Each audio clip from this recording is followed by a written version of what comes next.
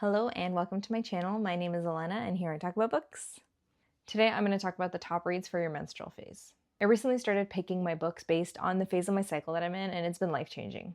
I'm able to enjoy books more, I'm picking things that match my mood better, and it helps me process my own emotions as well. During the menstrual phase of my cycle, I kind of just want to rot in bed. I want to read a story that completely sucks me in. I want to think about anything except for what I'm currently going through. I feel bloated and sleepy and crampy. I just want to curl up with a book and disappear into it. My favorite genres for this time of the month are thrillers, horror, sci-fi, and anything with a lot of drama. Here are my go-to thrillers that'll really suck you in. The first one is The Teacher by Freida McFadden. This is the only book by Freida McFadden that I would recommend. It's about two teachers that are married and they work at the same school. There's also a student that goes to the school that was previously involved in an affair scandal with a teacher. There's so much going on in this book. It's so intense. It's so good. And usually I can see thriller twists coming from a million miles away, but this time I did not. The next suggestion is Man Made of Smoke by Alex North. It wasn't a 5-star read for me, but when you just need an action-packed serial killer thriller to take your mind off things, this is perfect. It's about a criminal profile who witnessed a crime when he was a child.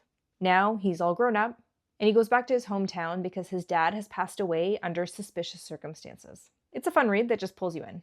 My next thriller suggestion would be Rock, Paper, Scissors by Alice Feeney. This is about a married couple that wins a weekend getaway, but somebody doesn't want them to have a happily ever after. The husband has face blindness, so he can't recognize people's faces. That's a pretty cool part of the story. I can't really say anything else without spoiling the book, but it's a really good thriller. Honorable mention to Beautiful Ugly, also by Alice Feeney. This one has a twist that I kind of saw coming, but it didn't take away from how good the book is. This book is about a writer who loses his wife in a terrible accident. Overcome with grief, a year later he goes to a remote Scottish island. It's probably more mystery than thriller, but it is still really captivating and I really love the setting of the story. I don't know what it is about thrillers or mysteries set on islands. It kind of transports you to that island and you feel like you're in that setting too.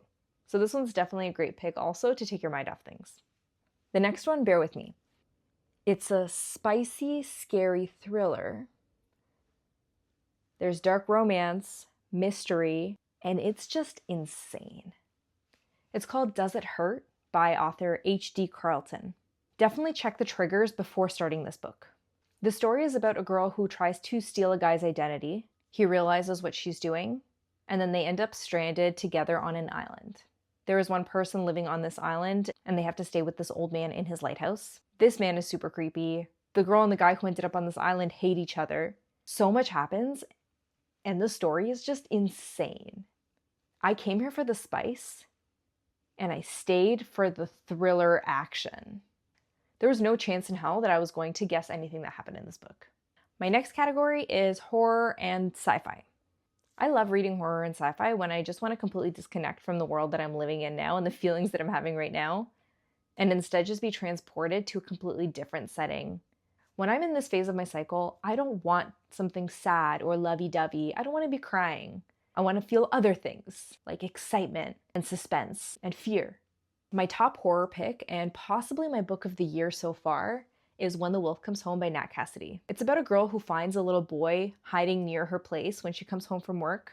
She takes him in, and throughout the book, they're on the run from his dad.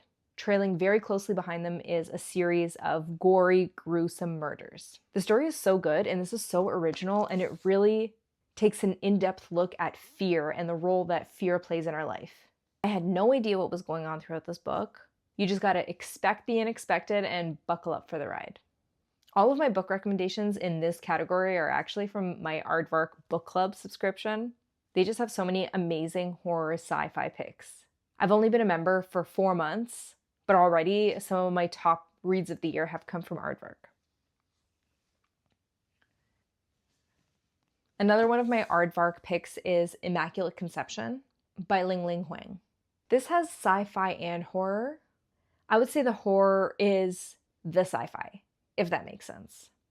It has a dystopian setting, and the advancements in technology are the scary part.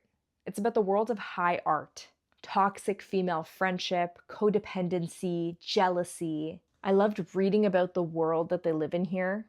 And though at the time that I read it, I didn't give it 5 stars, now I'm starting to reconsider because it is a book that I still think about and the concept is really original and interesting. My last book recommendation in this category is Dissolution by Binge. Why are more people not talking about this book? Why are you all not reading this book right now? This was my first sci-fi read, and it's just so good. It's like a movie. This would probably actually make a really great movie.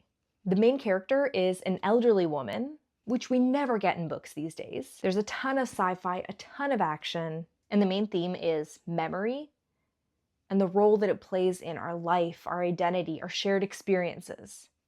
The book is about an elderly couple named Maggie and Stanley. Stanley lives in a care home and he has dementia. One day, a man comes to Maggie's door. He says, "I don't think Stanley is losing his memories. I think they're being erased. And I want to help you get them back." Everyone I've recommended this book to has really enjoyed it. I'll never understand why bad books get hyped up so much, and then books like Dissolution don't get enough hype. Last, but certainly not least, my most dramatic recommendation, The Favorites by Ling Fargo. This book has so much drama that you'll think your life is just smooth sailing.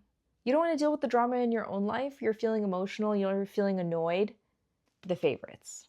It's about the world of competitive figure skating. You have love, friendship, betrayal, personal ambition. I swear I have whiplash from all the twists and turns of this book. I read this book in January of 2025. It was one of our book club picks, and everyone really enjoyed it in the group. And that takes us to the end of the menstrual phase, where you can finally enter the best phase of all, follicular. You can be happy again, not be annoyed by everyone's breathing, and let joy and love into your heart. Let me know if you've read any of the books that I mentioned in this video, and make sure to subscribe so you can catch my next video on the wonders of the follicular phase and the books you should save for that time of the month so that you can fully enjoy them. Thanks for tuning in, and I'll see you again next time.